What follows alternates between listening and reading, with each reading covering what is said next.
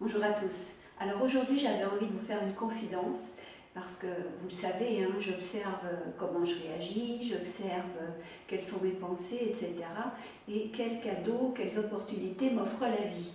Et depuis le mois de janvier, à 2 reprises, la vie a voulu me montrer, enfin la vie, l'univers, Dieu, vous mettez ce que vous voulez derrière ce mot. Moi je dis la vie, mais ça peut être en tout cas quelque chose qui est pour moi supérieur à l'humanité.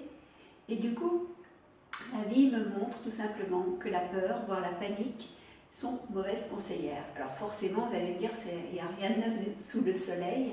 Effectivement, je le sais depuis longtemps. Et ça fait 20 ans que je gère différemment mes émotions. Et d'ailleurs, je vous partage mes astuces, mes trouvailles dans pas mal de vidéos. Mais c'est vrai que, bien que ça fasse 20 ans que j'ai un autre état d'esprit et que je sois différente vis-à-vis de mes propres émotions, eh bien, il arrive des moments où je replonge, où je reprends mes automatismes d'autrefois, d'avant. Et au mois de janvier, j'ai eu un pseudo-piratage de mon blog et de toutes les informations que j'avais pu mettre sur mon blog, puisque je n'avais plus accès du tout à l'administration et qu'un message me disait que quelqu'un d'autre avait pris la main. Donc quand j'ai vu ça, comme ça faisait un peu plus d'un mois que j'avais des menaces de piratage qui étaient quotidiennes et même des fois plusieurs fois par jour, forcément ce jour-là, j'ai super paniqué parce que je me suis dit mince, ça y est, 2 ans de travail sont mises à mal, sont bousillées par un pirate. Et finalement, j'ai passé une journée exécrable parce que je m'en voulais de ne pas avoir plus protégé mon blog, je m'en voulais d'un tas de choses et aussi j'en voulais vraiment beaucoup aux pirates d'avoir réussi à pirater mon installation. Sauf que finalement, le soir, je me suis rendu compte que ce pirate était complètement inoffensif et que j'avais à nouveau la main sur tout mon blog. Donc voilà, quand on réagit à chaud et surtout quand c'est la peur qui nous guide, on fait de mauvais choix, on pose de mauvaises actions. Et en 2013, j'ai eu la même chose. À un moment donné, j'ai posé un acte que je suis en train de payer cette année en 2017. Donc voilà, après les choses sont plus ou moins graves, plus ou moins importantes, mais toujours est-il que eh bien, je peux constater du coup par ces deux événements relatifs à la peur et à la façon dont j'ai mal géré cette peur, eh bien, je constate que mon chakra racine, qui est le siège de la sécurité, parce que comme par hasard, ces deux événements sont liés à un manque de sécurité, et c'est ce manque de sécurité ou ce manque probable de sécurité, puisque dans les deux cas finalement la sécurité n'était pas du tout en jeu, mais j'y ai cru. Donc ce que j'ai mis derrière cette peur, eh bien, a fait que, en tout cas, ça a mal tourné pour moi.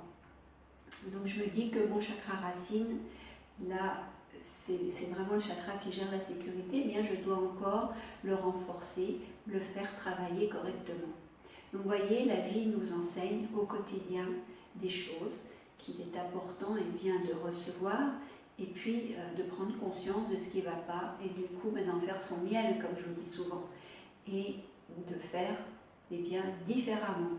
Alors c'est vrai que cette peur, j'ai pas beaucoup de peur dans ma vie, mais c'est vrai que ces histoires de sécurité, peur de perdre cette sécurité, eh bien, est encore à travailler pour moi.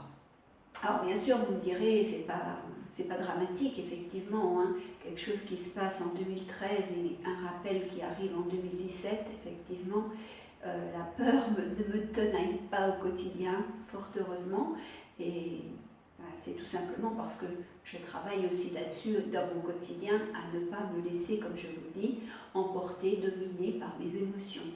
Donc je voulais partager ça avec vous pour m'engager devant vous, devant la vie, devant l'univers, à ce que dorénavant, eh bien, je réagisse autrement, même si c'est que tous les 4 ans que ça m'arrive, eh bien, dans 4 ans, s'il y a à nouveau cette peur qui me pousse à agir en ma défaveur, et bien cette fois-ci, je pense que j'y regarderai à 2 fois, et qu'en tout cas, comme je vous dis souvent, je laisserai la peur vivre en moi, s'en aller. Je ne lui donnerai pas l'importance que j'ai pu lui donner en janvier comme en 2013. Et tout simplement, je ne me laisserai pas dominer, pas emporter par cette peur. Parce que franchement, sous l'effet de la peur, mais sous l'effet d'autres émotions, on peut faire vraiment des bêtises, des choses qu'on va regretter, qui vont soit nous nuire à nous, soit nuire à d'autres. Donc je vous laisse tout simplement partager ça avec vous et puis savoir si vous aussi, par moment dans votre vie, la peur ou la panique vous ont amené à faire des bêtises et à vous nuire finalement. Et puis aussi, je voulais savoir si pour vous, bien, il y a d'autres émotions que vous n'arrivez pas à gérer et qui vous emportent et qui vous poussent à faire des actes qu'ensuite vous allez regretter. Voilà, les commentaires sont là pour que vous me partagiez tout ça. Alors bien sûr, je vous invite à aimer ma page Facebook, à visiter le blog des Audacieux, http://www.motivationpositive.com. Bien sûr, je vous invite également à vous abonner à ma chaîne YouTube. Et puis, comme d'habitude, je vous dis prenez soin de vous. Et je vous salue. Au revoir.